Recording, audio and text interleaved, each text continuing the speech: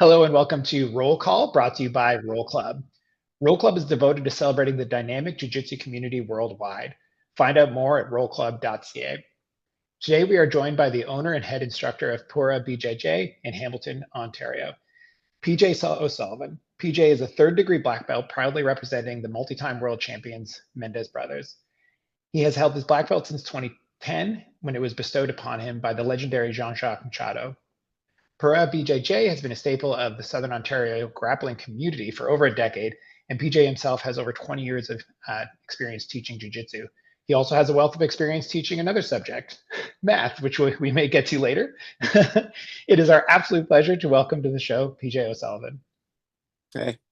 Awesome. So, we always like to talk about and hear how folks found Jiu-Jitsu and, what made them fall in love with it and sort of, even just what got them into the sport and martial art as a whole. So if you want to go a little bit over how you got to us and, Yeah. eventually reach. So for sure, I started um really right when the UFC started. Like I was watching the first UFC or second UFC, I think it was, and Hoist Gracie was like dominating.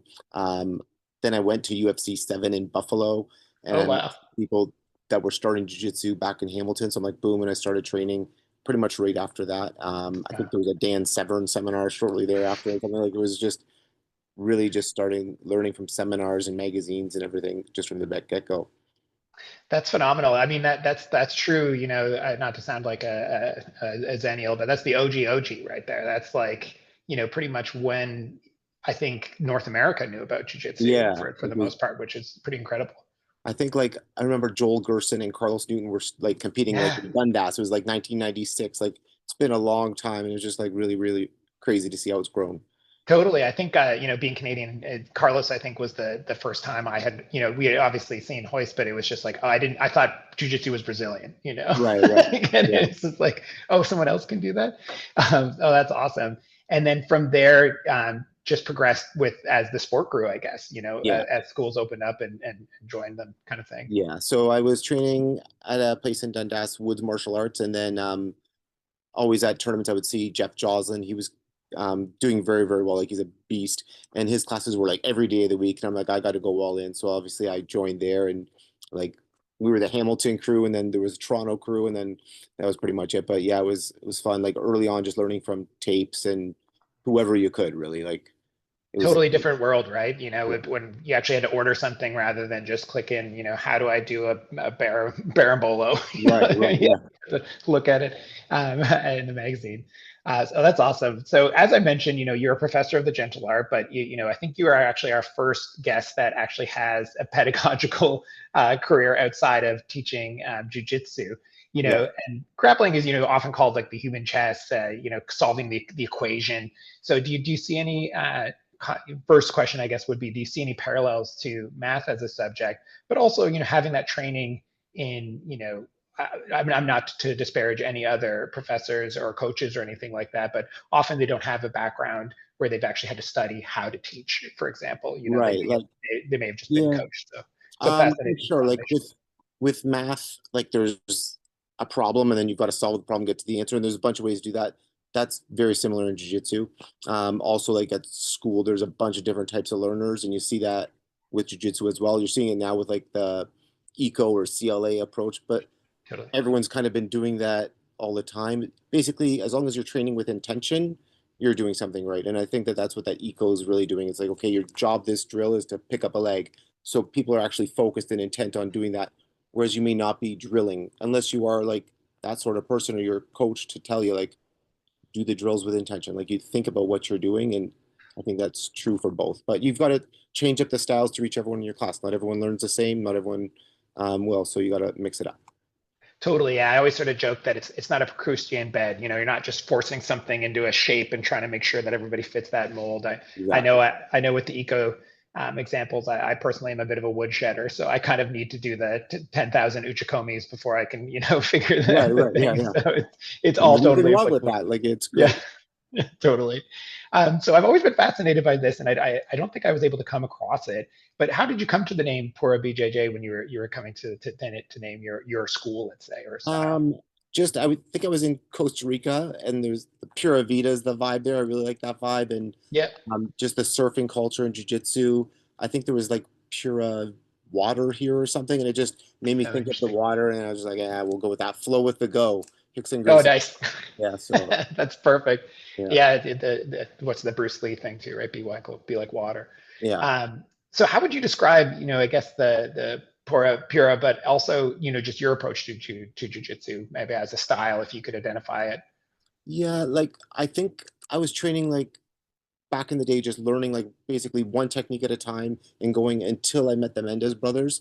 And then I was like, whoa, it's like way different than anything I've done. And um, they're just, they study so much and they pay particular attention to how people are in competition and what little Mm. nuances you can fix, the way they drill the positions and study the positions. It's really opened up my eyes. And I really, Guy posted the other day, he goes, would you rather be like a big guy that just throws someone down and Americanas them, or would you rather like learn all the technique and Mm. learn everything? So like obviously it'd be great if I could do that, throw someone down and Americana them, but I would want to evolve eventually and learn Mm. everything and see what you're capable of.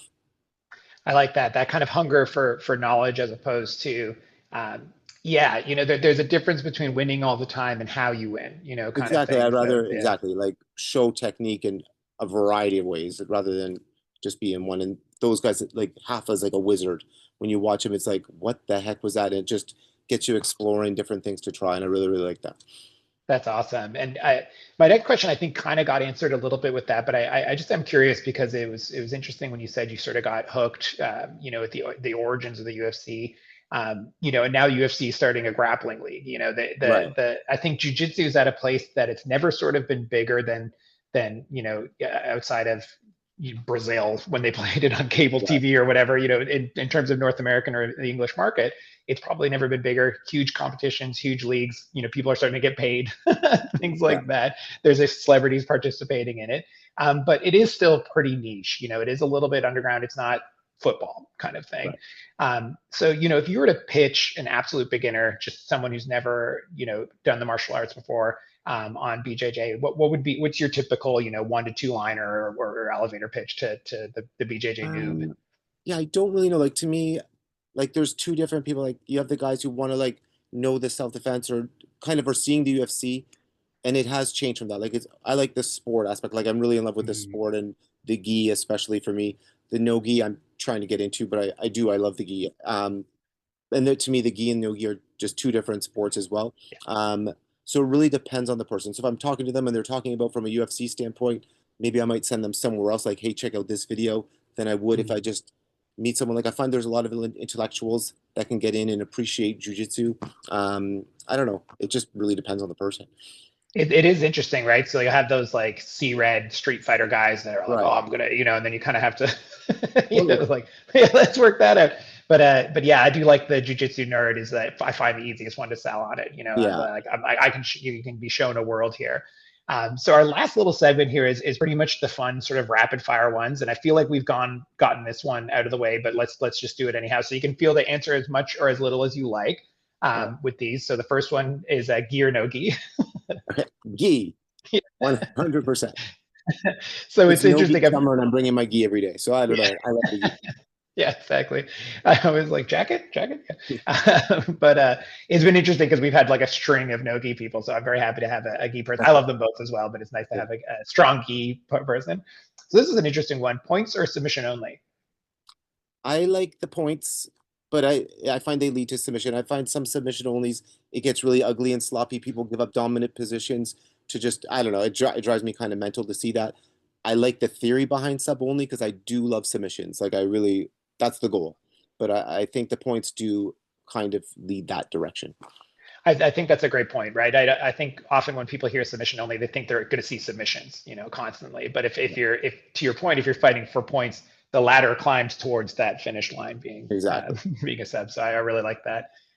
Who would you say would be the most influential person on your grappling? It doesn't even have to necessarily be one of your coaches or senseis or anything like that. Just Yeah, someone. it would be though. I for sure would be Hafa and Guy. They've Mhm. helped me so much. Like still, we're talking all the time. Just the way that they are, and then my students like asking Mhm. questions and drilling. I don't know. To me, we're just a bunch of training partners, and without them, I wouldn't be anywhere. That's awesome.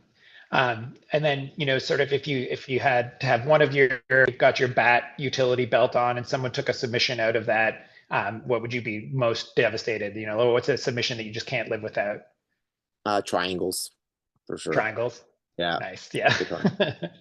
I always find that that the folks who can triangle can do it from so many different places that it's almost like 10 submissions. You know, at that point, it's Yeah, not just yeah, really, I like to find them. So that would be sad. yeah.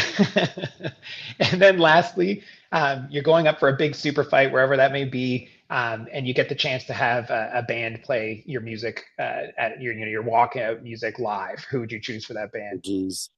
I'm pretty mellow, so it'd probably be like Hayden or Bonnie Prince Billy. Oh, nice.